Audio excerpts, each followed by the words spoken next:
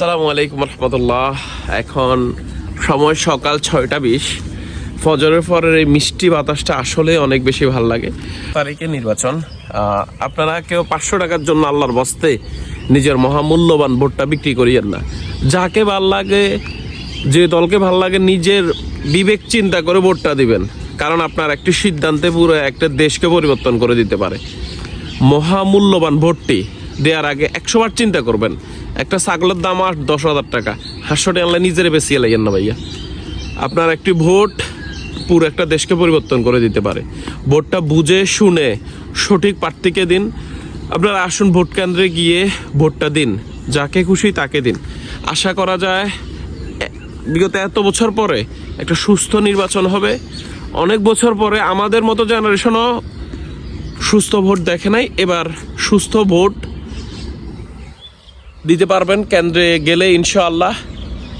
সবার কাছে এটাই অনুরোধ, নিজের ভোটটা বিক্রি করবেন না। আপনার একটা সিদ্ধান্ত নিতে আপনি চিন্তা করবেন কাকে দিলে ভোটটা দেশের জন্য ভালো হবে, দশের জন্য ভালো হবে। আমি একজন বিএনপির সমর্থক, তো আমি আমার তরফ থেকে ফেনী জেলা ছাত্র দলের পক্ষ থেকে আমি চাইবো আপনারা ধানের শীষে ভোটটা দিন। অবশ্যই আপনার যাকে খুশি তাকে ভোটটা দিবেন।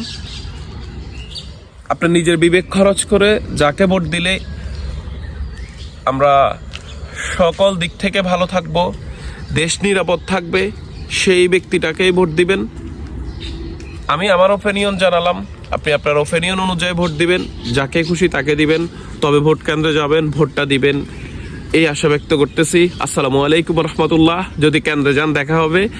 যে কেন্দ্রে থাকুন নিরাপদে থাকুন, নিরাপদে খুব সুন্দরভাবে ভোটটা হোক। সবাই একটা নতুন বাংলাদেশ আশা করতেছে। এই নতুন বাংলাদেশ বিনির্মাণে সবাইকে শক্ত হাতে দাঁড়াতে হবে। আসসালামু আলাইকুম রহমতুল্লাহি ওয়া বারাকাতুহু।